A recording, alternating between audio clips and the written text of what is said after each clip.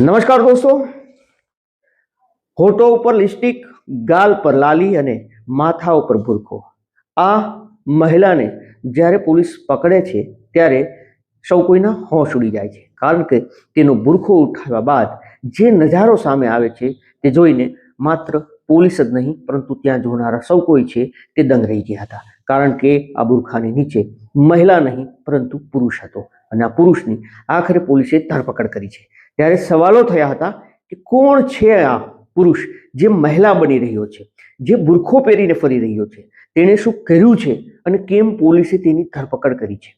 આ તમામ મુદ્દે વાત કરીએ, વિડીયોની શરૂઆત કરીએ. નમસ્કાર દોસ્તો, હું છું દિલીપ મોરી અને આપ જોઈ રહ્યા છો નમસ્તે કિયા.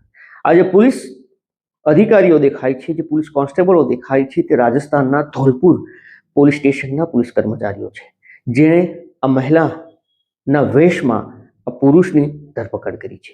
અને આ પુરુષ કોઈ સામાન્ય નહીં પરંતુ મોટો ક્રિમિનલ માનવામાં આવે છે.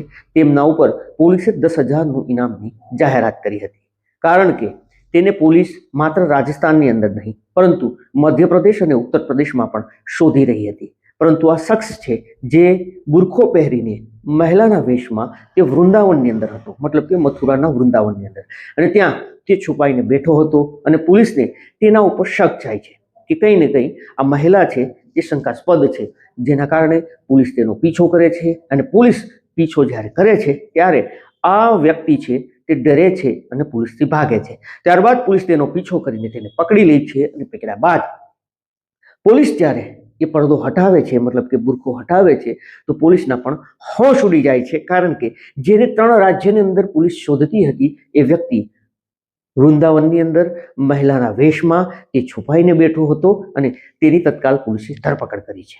પરંતુ આખરે આ કોણ છે અને તેણે શું કાંડ કર્યો છે એની વાત કરીએ. આ વ્યક્તિનું નામ રામ ભરોસે છે, જે રાજસ્થાનના ધોલપુરનો છે. આ રામ ભરોસેના નામથી ઓળખાય છે અને તેનું નામ આ રામ ભરોસે છે, તેનું સાચું નામ છે રાજેન્દ્ર સિસોદિયા. આ રાજેન્દ્ર સિસોદિયા નામનો આ વ્યક્તિ છે જે ભૂતકાળની અંદર RAC ફોર્સની અંદર કામ કરતો હતો. મતલબ કે જે બટાલિયન આવે છે, રિઝર્વ, જ્યારે પોલીસની જરૂર પડે છે ત્યારે આ RAC ફોર્સની અંદર હતો. પરંતુ તેના જે કાંડ અને તેના જે કારનામા છે તેના કારણે તેને સસ્પેન્ડ કરવામાં આવ્યો હતો અને ત્યારબાદ તે પોતાને એક્સ PI કહેતો હતો, એક્સ DSP કહેતો હતો અને સ્થાનિક પોલીસ સ્ટેશનોએ જતો હતો. તો ત્યાં પણ આ વ્યક્તિ છે તે પોલીસ સ્ટેશનના PI તરીકે એ વિસ્તારમાં ઓળખાણ આપતો હતો અને હાલ તે છૂટી ઉપર છે, ફરવા માટે આવ્યો છે. મફતમાં તે હોટલોના રૂમ લેતો, જમવાનું મફતનું લેતો, પોલીસ અધિકારીઓના નામથી તે પોતાનો ખોફ જમાવતો હતો. પરંતુ લાસ્ટમાં જે તેણે કાંડ કર્યો છે તે ખૂબ ચોંકાવનારો હતો અને તેના કારણે જ તેને પોલીસ શોધતી હતી અને તેના કારણે જ તેને ઉપર 10,000નું ઇનામ રાખવામાં આવ્યું હતું. આ જે રાજેન્દ્ર સિસોદિયા છે તે પોતાને DSP કહેતો હતો અને હાલમાં જ તેની મુલાકાત એક યુવતી સાથે થાય છે જેની ઉંમર માત્ર 16 વર્ષની હોય છે. હોસ્પિટલની અંદર જ્યારે તેની મુલાકાત થાય છે ત્યારે પોતાની ઓળખાણ છે તે મોટા અધિકારી તરીકે આપે છે અને પેલી યુવતી છે તેને નોકરી રેલવે પોલીસ ફોર્સમાં લગાડવાની તે લાલચ આપે છે, જેના કારણે 15 ડિસેમ્બરના રોજ આ યુવતી છે તે પોતાના ભાઈ સાથે આ રાજેન્દ્ર સિસોદિયાના ઘરે પહોંચે છે નોકરી માટે, ડોક્યુમેન્ટ લઈને, અને તેને ખાતરી આપે છે, ભરોસામાં લે છે, વિશ્વાસમાં લે છે.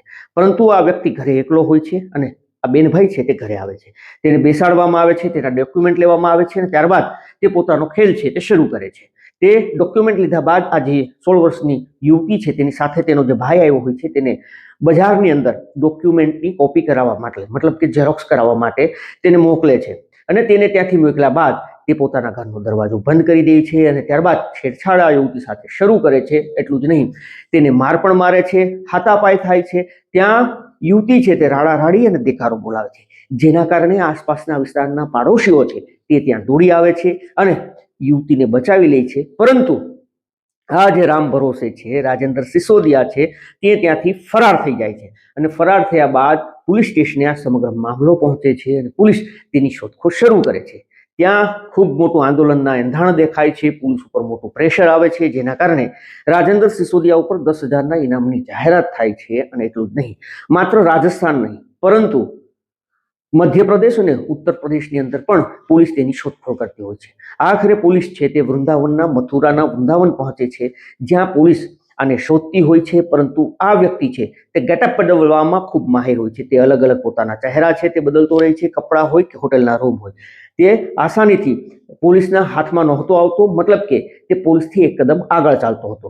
પરંતુ છેલ્લે તેણે પોતાના માથાના વાળ છે તે કઢાવી નાખ્યા હતા, જેના કારણે તે પોલીસથી ના પકડાય. એટલું જ નહીં, તેણે બુરખો પહેરી લીધો અને તેના હોઠો ઉપર લિપસ્ટિક, ગાલ ઉપર લાલી અને માથા ઉપર બુરખો પહેરીને આ વ્યક્તિ છે તે વૃંદાવનની અંદર છુપાઈને બેઠો હતો.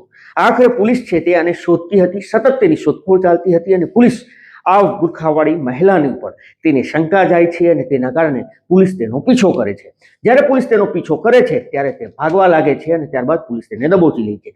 પરંતુ રાજસ્થાનના ધોલપુરની અંદર જ્યાં આ વ્યક્તિનું રાજેન્દ્ર સિસોદિયાનું મકાન આવેલું છે ત્યાં પણ કાનૂની કાર્યવાહી થઈ છે અને મકાનને પાડવાની કામગીરી હાથ ધરી છે. મતલબ કે ત્યાં જેસીબી મશીનો દ્વારા આ મકાનને તોડવાની કામગીરી પણ હાથ ધરવામાં આવી છે. જો કે હાલ આ શાતિર મુજરીમ છે તે પકડાઈ ચૂક્યો છે, પરંતુ એવું પણ જાણવા મળે છે કે આ જે RSC ફોર્સની અંદર હતો એ ફોર્સમાંથી તેને એટલા માટે છૂટો કરવામાં આવ્યો કારણ કે તેના ઉપર પોસ્કોના કેસ, દુષ્કર્મના કેસ અને અન્ય કેસો હતા, જેના કારણે તેને સસ્પેન્ડ કરવામાં આવ્યો હતો. દોસ્તો, આ મુદ્દે આપનું શું કહેવું છે, આપનું શું માનવું છે, આપ અમને જરૂરથી કમેન્ટ કરીને જણાવજો. અમારો હેતુ કોઈને નુકસાન પહોંચાડવાનો, બદનામ કરવાનો નહીં, આપને સચેત અને જાગૃત કરવાનો છે કે આપ પણ સાવધાન રહો, સતર્ક રહો, સલામત રહો. ધન્યવાદ.